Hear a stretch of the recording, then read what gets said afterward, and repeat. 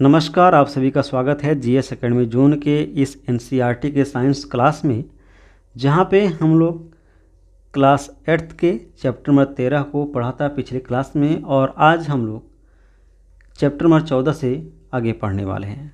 तो जो लोग भी चैनल पर नए हैं, चैनल को सब्सक्राइब कर लीजिए, क्योंकि यहाँ पे एनसीईआरटी के साइंस क्लास चल ही रहा था। इसके साथ साथ अब यहाँ पे एनसीईआरटी का ज्योग्राफी भी शुरू हो रहा है, जहाँ पे हम लोग क्लास 6 से लेकर 10 तक को एनसीईआरटी की ज्योग्राफी को पढ़ने वाले हैं बेहतर तरीके से। तो चलिए आज की क्लास में हम लोग चैप्टर नंबर 14 को शुरू करते हैं, जहाँ पे हम लोग पढ़ेंगे संश्लेषित रेशे और प्लास्टिक। अब यहाँ पे आप ध्यान देंगे तो सबसे पहले आपको पता चलेगा कृत्रिम रेशे के बारे में दिया गया है। और कृत्रिम रेशा का मतलब कि ऐसा रेशा जिसे मानव के द्वारा बनाया गया है, और ये 4 प्रकार के होते हैं, जिसमें रेयान, नायलॉन, पॉलिस्टर और एक्रिलिक आता है। ये 4 रेशे जो है ये कृत्रिम रेशे के उदाहरण हैं। पॉलीमर की बात करें तो ये बहुत जो है छोटे इकाई से मिलकर बना होता है, जिसे हम लोग पॉलीमर बोलते हैं। कपास एक बहुलक होता है, और ये कपास सेलुलोज का बना होता है, और इसी सेलुलोज को हम लोग कार्बोहाइड्रेट भी कहते हैं। इस बात को आप याद रखिएगा। प्लांट के सेल वॉल या पौधे की भित्ति की बात करें तो यह भी सेलुलोज का बना होता है, क्योंकि आप जानते हैं पौधों में सेलुलोज पाया जाता है, इसलिए पौधे के जो कोशिका भित्ति होती है वह सेलुलोज का बना होता है। और एक क्वेश्चन कई बार एग्जाम में, बहुत सारे एग्जाम में पूछा जा चुका है। प्रकृति में सर्वाधिक मात्रा में पाए जाने वाला जो कार्बोहाइड्रेट है वह सेलुलोज ही होता है, क्योंकि आप जानते हैं कि प्रकृति में सबसे अधिक जो है पेड़ पौधे पाए जाते हैं, और पेड़ पौधों में ही सेलुलोज पाया जाता है, जिसके कारण कहा जाता है कि प्रकृति में सबसे अधिक कार्बोहाइड्रेट जो है वह सेलुलोज ही है। अब हम आगे बात करते हैं रेयान के बारे में। तो रेयान के बारे में आप समझिए कि रेयान भी एक प्रकार का जो है कृत्रिम रेशा के जैसा होता है, और यह जो है काष्ठ लुगदी से बनता है। काष्ठ लुगदी का मतलब कि जो लकड़ी के जो लुगदी बनते हैं उसी से बनाया जाता है, और ये रासायनिक परिवर्तन के कारण प्राप्त होता है, यानी कुछ इसमें रासायनिक क्रियाएं होती हैं और उन्हीं के द्वारा रेयान प्राप्त होता है। अब हम नायलॉन की बात कर लें तो नायलॉन एक मानव निर्मित रेशा है, यानी कृत्रिम रेशा है, और 1931 में पौधे और जंतु के बिना ये बनाया गया। कहने के मतलब कि जब नायलॉन बनाया गया तो ना ही इसमें किसी पौधे के कच्चे माल या किसी जंतु के कच्चे माल का प्रयोग किया गया। ठीक है, तो फिर ये बना कैसे? तो यह जो है कोयला, जल और वायु के सहायता से बना। यानी हम कह सकते हैं कि नायलॉन कोयला, जल और वायु से बनाया जाता है, और ये प्रथम बार पूर्ण रूप से संश्लेषित रेशा है। इस बात को आप ध्यान रखिएगा कि प्रथम पूर्ण रूप से जो संश्लेषित रेशा है, यानी पहली बार जो मानव निर्मित जो रेशा बना वो नायलॉन ही था। इस बात को आप ध्यान रखना, क्वेश्चन कई बार पूछा जाता है इस तरह से। ये जो नायलॉन है इसकी विशेषता है कि ये हल्का होता है, प्रबल है, प्रत्यास्थ है, मतलब कि ज़्यादा दिन तक चलता है, चमकीला होता है, धुलने में काफ़ी आसानी होती है। ये कुछ इसकी विशेषता है। अब हम बात करते हैं कि नायलॉन का प्रयोग हम लोग कहाँ कहाँ पे करते हैं और इससे क्या क्या चीज़ बनाया जा सकता है। तो नायलॉन से पैराशूट की रस्सी बनती है, चट्टानों पर चढ़ने के लिए रस्से बनते हैं, इससे जुराब भी बनते हैं, रस्से बनते हैं जिसे जो है हम लोग तंबू लगा सकें। इसके अलावा दांत साफ करने के लिए जो ब्रश बनता है ये भी नायलॉन की ही बनता है। कार के जो सीट होते हैं और वहाँ पे जो बेल्ट लगे होते हैं, पट्टे, वो भी नायलॉन का बना होता है। इसके अलावा स्लीपिंग बैग और पर्दा भी नायलॉन का बना होता है। नायलॉन का तार इस्पात की तार से भी अधिक मजबूत होता है। इस बात को आप याद रखना कि नायलॉन का तार इस्पात के तार से भी अधिक मजबूत होता है। इसके बाद हमारा जो ये टॉपिक है ये है पॉलिस्टर और एक्रिलिक। इसे भी बात कर लेते हैं। पॉलिस्टर के कपड़े में सिलवट नहीं पड़ता और ये सफलतापूर्वक आसानी से धुल जाता है। कौन? तो पॉलिस्टर। टेरिलीन एक लोकप्रिय पॉलिस्टर है। जो टेरिलीन है ये भी क्या है? तो ये भी एक लोकप्रिय पॉलिस्टर है। पेट सुपरिचित प्रकार का पॉलिस्टर है, मतलब कि ये प्रसिद्ध पॉलिस्टर है पेट, और इसी से बोतल, बर्तन, फिल्म, तार इत्यादि बनाए जाते हैं। मतलब कि पेट एक प्रकार का जाना माना पॉलिस्टर है और इसका प्रयोग बोतल बनाने के लिए, फिल्म का तार बनाने के लिए किया जाता है। आगे अब बात किया जाए तो एस्टर रसायन है जो फलों को उनकी गंध प्रदान करता है। यानी फलों को उनकी गंध किसी से प्राप्त होती है? तो एस्टर से प्राप्त होती है। निर्मित कपड़े, जिससे हम लोग सुनते हैं कि ये पॉलीकॉट, पॉलीवुल, टेरिकॉट, ये सभी पॉलिस्टर कपड़े होते हैं। यानी जब हम लोग कपड़े खरीदने जाते हैं बाज़ार में तो दुकान वाला जो कहता है कि ये पॉलीकॉट है, ये पॉलीवुल है, टेरिकॉट है, इस तरह के शब्द जो हम लोग सुनते हैं ये सभी के सभी जो है पॉलिस्टर हैं। और यहाँ पे दो बातें याद रखना कि पॉलीवुल जो है पॉलिस्टर के साथ ऊन मिलता है तब पॉलीवुल बनता है, और पॉलीकॉट में पॉलिस्टर के साथ कपास मिलता है तब जाके जो है पॉलीकॉट प्राप्त किया जाता है। इसके अलावा हम बात करें प्लास्टिक के बारे में तो प्लास्टिक से क्वेश्चन आपके एग्जाम में देखने को मिलते हैं, और ये जो प्लास्टिक है यह दो प्रकार का होता है। अब कौन कौन सा? तो एक होता है थर्मोसेटिंग प्लास्टिक और दूसरा होता है, माफ़ी चाहूँगा, एक होता है थर्मोप्लास्टिक और दूसरा होता है थर्मोसेटिंग प्लास्टिक। अब यहाँ पे जो थर्मोप्लास्टिक है यह एक ऐसा प्लास्टिक है जिसे हम लोग बार बार पिघला कर उसका प्रयोग कर सकते हैं। जैसे कि प्लास्टिक हो गया, पॉलीथीन हो गई, पीवीसी हो गई, तो ये कुछ ऐसे प्लास्टिक है जो थर्मोसेटिंग प्लास्टिक के उदाहरण हैं, और इसे जब जब हम लोग चाहें इसको पिघला कर अलग अलग आकार में इसका प्रयोग हम लोग कर सकते हैं। जबकि थर्मोसेटिंग प्लास्टिक की बात किया जाए तो इन्हें केवल एक बार पिघलाकर बनाया जाता है और फिर दोबारा ये नहीं पिघलता है। ठीक है, इसमें बेकेलाइट और मेलेमाइन आता है, और यह जो है ऊष्मा तथा बिजली का कुचालक होता है। कौन? तो जितने भी थर्मोसेटिंग प्लास्टिक के उदाहरण हैं जैसे बेकेलाइट, मेलेमाइन, तो ये जो है ऊष्मा और विद्युत के कुचालक होते हैं। ठीक है, मेलेमाइन फर्श की टाइल, रसोई के बर्तन और कपड़े बनाने में प्रयोग होता है। कौन सा? तो मेलेमाइन। हम लोग अपने घरों में जो कुकर देखते हैं जिस पे खाना बनता है, कुकर के जो हत्थे होते हैं, जो हैंडल होता है, उसमें काले रंग की प्लास्टिक लगी होती है जिसमें हम लोग बेकलाइट बोलते हैं। यह थर्मोसेटिंग प्लास्टिक का ही उदाहरण है, और यहाँ से क्वेश्चन आपके एग्जाम में पूछा जा चुका है TRE 2 में। अब हम बात करते हैं अगले अध्याय के बारे में, और अगला अध्याय है धातु और अधातु। अधातुओं में अंतर उनके भौतिक और रासायनिक आधार पर किया जा सकता है। यानी जितने भी अधातु हैं उन अधातु में अंतर कैसे कर सकते हैं हम लोग? तो उनका जो भौतिक और रासायनिक आधार है उसी के आधार पे हम लोग अंतर कर सकते हैं। हम बात करते हैं आघात वर्धनीयता के बारे में। तो आघात वर्धनीयता का मतलब कि जिससे पीटें जिस चीज़ को और उसको पीटने पर वह चादर बन जाता है। ठीक है, तो कहते हैं कि इसमें आघात वर्धनीयता है। और सबसे अधिक जो आघात वर्धनीयता होता है वो सोना में होता है, क्योंकि सोना को पीट पीट कर एकदम पतला से पतला उसका चादर बनाया जा सकता है, इसलिए सोना में सबसे अधिक आघात वर्धनीयता पाया जाता है। अब ध्यान रखना कि जो ये धातु होते हैं और जो अधातु होते हैं ये भौतिक और रासायनिक आधार पर इनके अंतर क्या क्या हो सकते हैं इसको समझिए। हम लोग धातु और अधातु के बारे में तो बहुत सारी चीज़ जानते हैं उनके अंतर के बारे में, लेकिन भौतिक और रासायनिक आधार पे धातु और अधातु में अंतर क्या होता है इसे समझना काफ़ी ज़रूरी होता है। सबसे पहले हम बात करते हैं भौतिक आधार पर। तो देखिए, भौतिक आधार पर जो धातु होते हैं, धातु आघात वर्धनीयता होता है इसमें।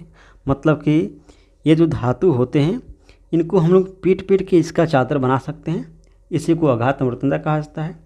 धातु में तन्यता पाया जाता है, मतलब कि इसको तान के एक लंबी जो है हम लोग तार के रूप में बना सकते हैं, इसे तन्यता कहा जाता है। धातु विद्युत और ऊष्मा का चालक होता है। ठोस अवस्था में पाए जाते हैं धातु और ध्वनि उत्पन्न करते हैं। आयरन, कॉपर, एल्युमिनियम और मैग्नीशियम क्या है, ये धातु हैं। जबकि कुछ धातु ऐसे होते हैं जिससे हम लोग ये ठोस अवस्था में नहीं पाए जाते हैं, ठीक ना। या कुछ धातु ऐसे होते हैं जो नरम होते हैं, जैसे सोडियम, पोटेशियम, ये धातु नरम होते हैं और इन्हें चाकू से आसानी से काटा जा सकता है।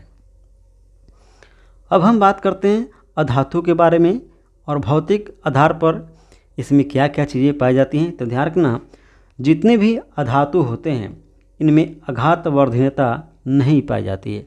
मतलब कि हम लोग अधातु को पीट कर एक चादर के रूप में नहीं ढाल सकते क्योंकि टूट जाएगा, ठीक है ना।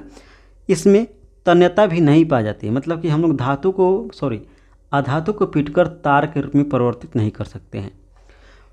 यह जो है अधातु, ये ठोस और गैस अवस्था में पाए जाते हैं। इस बात को ध्यान रखिएगा, अधातु दो अवस्था में पाए जाते हैं, ठोस और गैस, जबकि धातु जो है ये ठोस अवस्था में पाए जाते हैं। ये जो अधातु हैं इसमें सल्फर, कार्बन, ऑक्सीजन और फास्फोरस आते हैं, इसे आप याद रखिएगा। हम सोडियम के बारे में बात कर लेते हैं। तो सोडियम पानी से हल्का होता है, सोडियम पानी से हल्का होता है और इसे केरोसिन के तेल में डुबाकर रखा जाता है और इनका जो संख्या मान होता है 11 होता है। NaOH की बात करें तो इसे दाहक सोडा भी कहा जाता है और कास्टिक सोडा भी इसे कहते हैं। NO2CO3 इसे सोडियम कार्बोनेट कहते हैं, इसे वाशिंग सोडा कहा जाता है। ये सभी एग्जाम में पूछा जाता है, ये काफ़ी जो है चर्चित लाइन होती हैं। अब देखिए, जो NO2CO3 जिसे हम लोग सोडियम कार्बोनेट कहते हैं, इसे हम लोग जो है वाशिंग सोडा भी कहा जाता है। NaCHO3 ये सोडियम बाइकार्बोनेट है जिसे हम लोग बेकिंग सोडा बोलते हैं, यानी खाने का सोडा बोलते हैं। मरकरी ऐसी धातु है जो कमरे के ताप पर द्रव्य अवस्था में पाई जाती है। देखिए, धातु में जो है ठोस अवस्था में होते हैं, लेकिन कुछ धातु ऐसे होते हैं जो तरल अवस्था में भी पाई जाती हैं और उसका एक अपवाद है मरकरी। तो मरकरी एक ऐसी धातु है जो कमरे की अवस्था में जो है कमरे के ताप पर द्रव्य अवस्था में पाई जाती है। भूपर्पटी पर सर्वाधिक मात्रा में पाए जाने वाली धातु अल्युमिनियम है। ये काफ़ी इंपॉर्टेंट लाइन है, इसे याद रखना। भूपर्पटी से अक्सर दो क्वेश्चन बनते हैं कि भूपर्पटी में सर्वाधिक मात्रा में क्या पाई जाती है, और ये भी पूछा जा सकता है कि भूपर्पटी में सर्वाधिक मात्रा में कौन सी धातु पाई जाती है। ठीक है, तो चलिए आगे बात करते हैं। अब हम रासायनिक आधार पर धातु और अधातु में अंतर क्या होते हैं उसे देख लेते हैं। देखिए, रासायनिक आधार पर जो धातु होते हैं और इसमें अधातु में अंतर देखते हैं। तो सबसे पहले हम बात करते हैं धातु के बारे में। तो जब रासायनिक आधार पर धातु को देखा जाए तो धातु ऑक्सीजन से क्रिया करने पर ऑक्साइड बनाते हैं और यह ऑक्साइड क्षारीय होता है। ठीक है, यानी जब भी धातु को ऑक्सीजन से अभिक्रिया कराया जाएगा तो यह ऑक्साइड बनेगा और यह ऑक्साइड क्षारीय होगा। जल से अभिक्रिया करने पर हाइड्रोक्साइड बनाएगा और हाइड्रोजन गैस रिलीज होगी।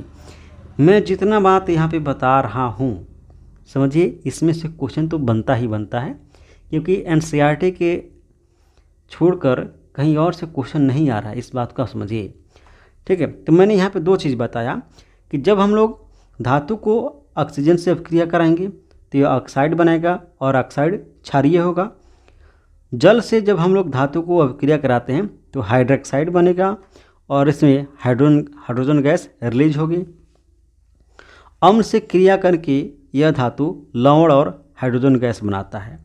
इसके अलावा क्षार से अभिक्रिया करके यह धातु केवल हाइड्रोजन गैस बनाता है।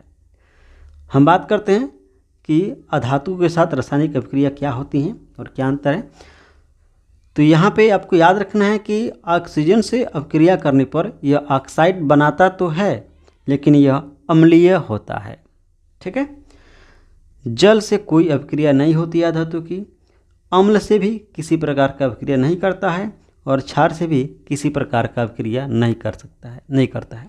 आपको इतना ही याद रखना है कि जो अधातु होते हैं वो सिर्फ ऑक्सीजन से अभिक्रिया करते हैं और ऑक्साइड बनाते हैं और वह ऑक्साइड अम्लीय होता है। अब हम आगे बढ़ते हैं। यहाँ पे आपको याद रखना है कि पौधे में मैग्नीशियम पाया जाता है, यानी पौधे की जो पत्तियाँ होती हैं उसमें मैग्नीशियम पाया जाता है और मैग्नीशियम क्लोरोफिल के निर्माण में सहायक होता है। यानी अगर पत्तियों में मैग्नीशियम न पाया जाए तो शायद क्लोरोफिल नहीं बनेगा। लोहे से सिंड्रोसिस व इसके कमी से अमोनिया रोग होता है।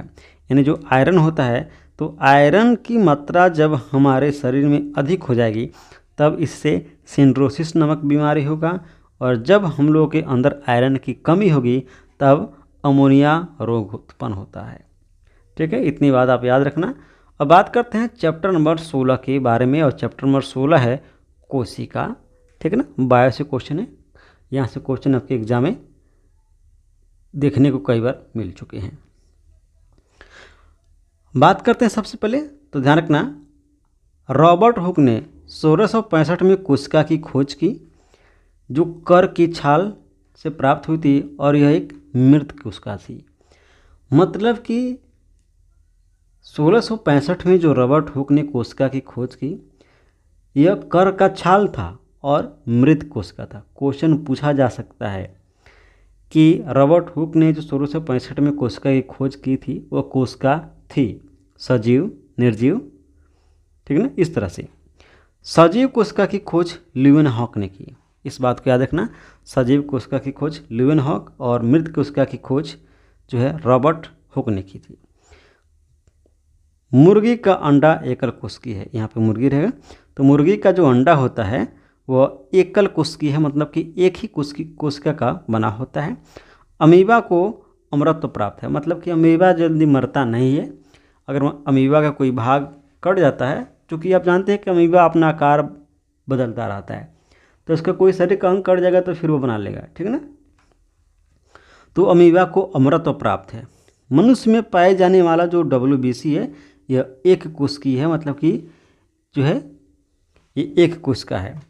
सबसे लंबी जो कोशिका होता है मानव में, यह तंत्रिका तंत्र है। मतलब कि एक बार जब तंत्रिका तंत्र बन जाता है तो इसमें विभाजन नहीं होता है, इसलिए सबसे लंबी कोशिका मानव में तंत्रिका तंत्र है।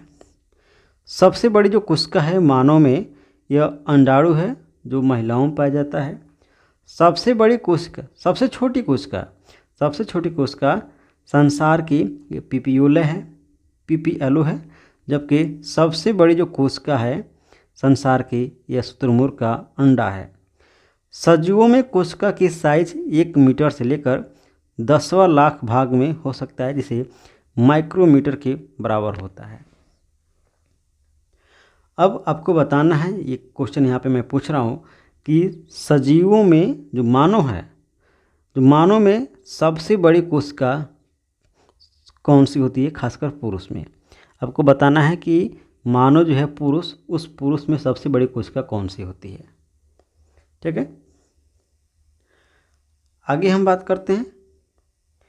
अब यहाँ पे कुछ चीज़ों के बारे में आपको ध्यान रखना है। क्वेश्चन अक्सर पूछ लेता है कि पौधे की कोशिका और मानव कोशिका में क्या क्या अंतर है। तो देखिए, मेनली जो है पौधे की कोशिका में हरित लौक पाया जाता है, मानव की कोशिका में हरित लौक नहीं पाया जाता है। ठीक है, और आगे बात किया जाए तो देखिए, मानव में कोशिका भित्ति, पौधे में कोशिका भित्ति पाया जाता है, जबकि मानव में कोशिका भित्ति नहीं पाया जाता है।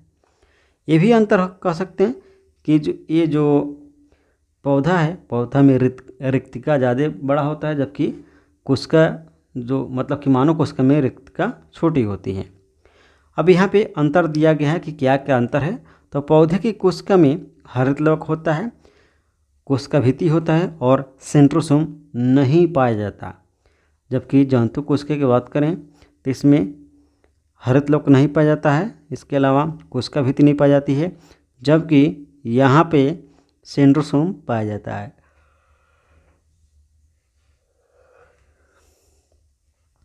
कुछ अन्य तथ्य है, इसे समझ लीजिए। कोशिका झिल्ली को प्लाज्मा झिल्ली भी कहते हैं, और यह पदार्थ के आवागमन को निर्धारित करता है, कोशिका का द्वारपाल है। यानी समझिए ऐसे कि जो कोशिका झिल्ली के जो प्लाज्मा झिल्ली है, तो प्लाज्मा झिल्ली जो है क्या करता है, ये पदार्थों के आवागमन को निर्धारित करता है कि कौन कोशिका के भीतर आएगा, कौन कोशिका के भीतर नहीं आएगा। इसका काम कोशिका झिल्ली या प्लाज्मा झिल्ली है।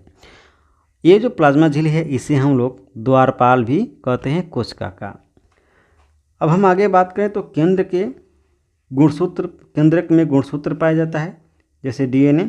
केंद्रक में कोशिका का निर्देशक है, मतलब केंद्रक जो है ये कोशिका का निर्देशक है। यानी हमारे कोशिका में कोई भी काम होना है तो उसका निर्देशन कौन करेगा, तो उसका निर्देशन केंद्रक ही करेगा। ऐसी कोशिका जिसमें केंद्रक बिना झिल्ली के होता है, यानी ऐसा कोई कोशिका जिसमें केंद्रक तो है लेकिन वह बिना झिल्ली के है, तो ऐसे जो कोशिका होगी वह प्रोकैरियोटिक होगी। पौधे में रिक्तका बड़ी होती है और इसे हम लोग पीछे ही समझे हैं। अब हम बात करते हैं चैप्टर नंबर 17 के बारे में।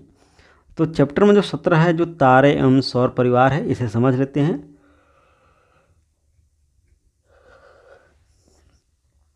अब याद रखिएगा कि खगोलीय पिंड, तो तारे, ग्रह और चंद्रमा को मिलाकर खगोलीय पिंड का निर्माण होता है।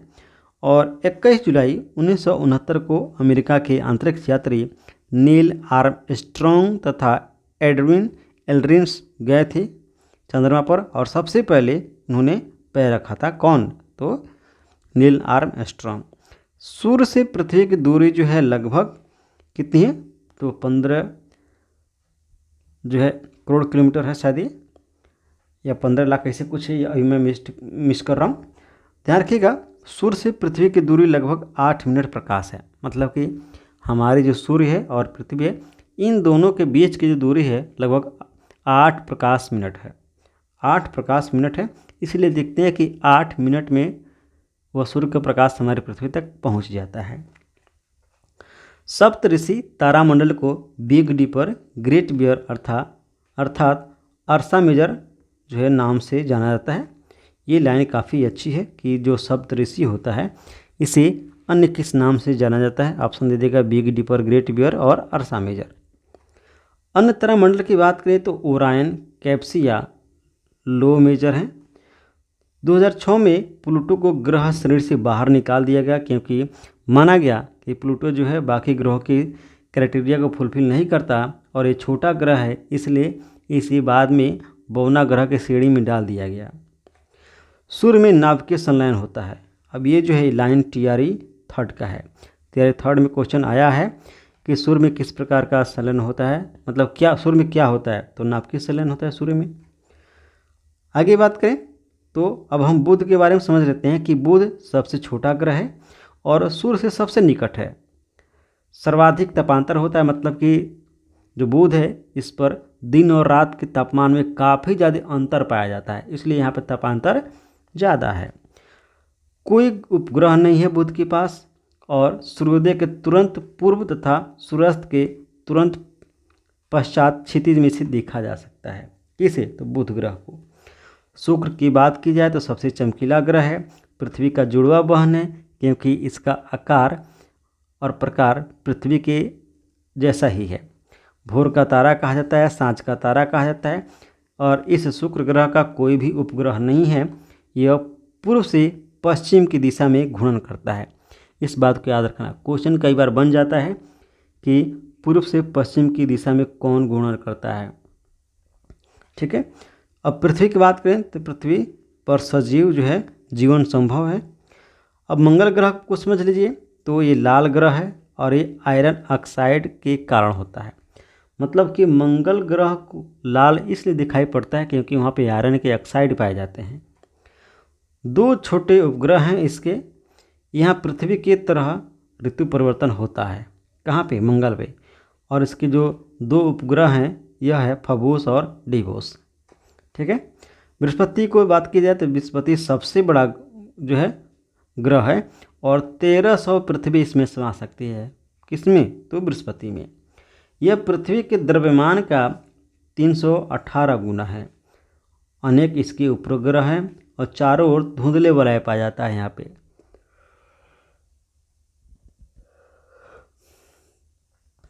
शनि ग्रह के बारे में बात की जाए तो दूसरा सबसे बड़ा ग्रह है ये, और 7 वलय पाया जाता है। यानी शनि के ऊपर 7 वलय पाया जाता है और उपग्रह इसका टाइटन है, इसका घनत्व पानी से भी कम होता है।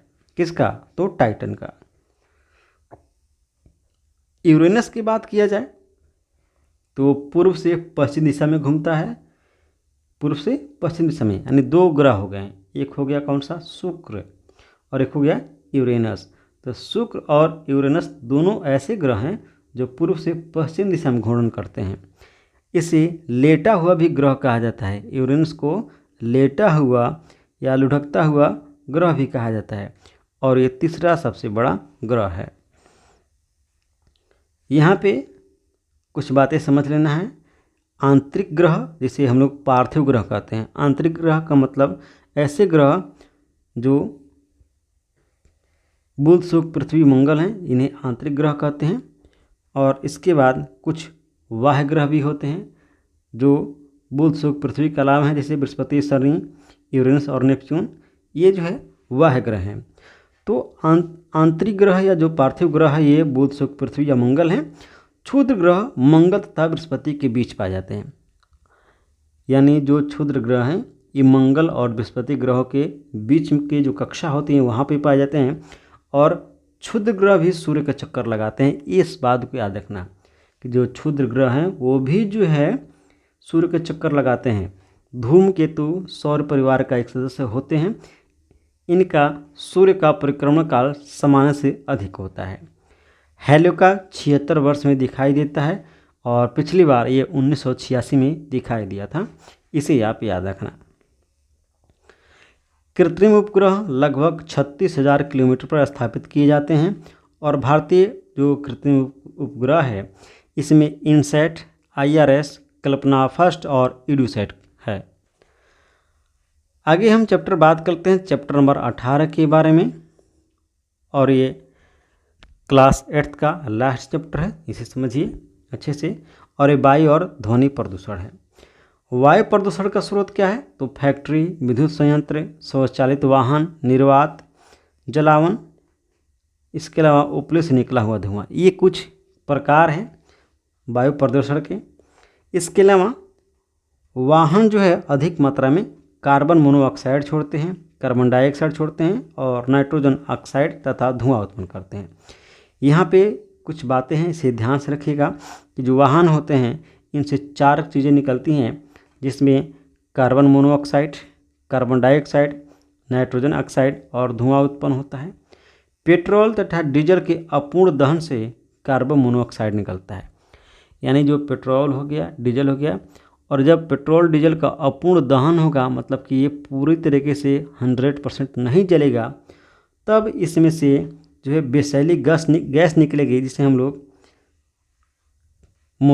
कार्बन मोनोऑक्साइड बोलते हैं।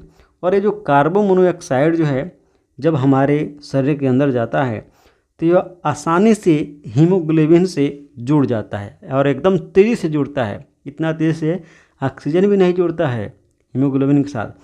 तो यह जो है कार्बन मोनोऑक्साइड यह हीमोग्लोबिन के साथ तेज़ी से जुड़ जाता है, और ऑक्सीजन की परिवहन क्षमता ये कम कर देता है, जिससे हमारे शरीर में अधिक मात्रा में ऑक्सीजन की मात्रा जो है कम होने लगती है। ठीक ना।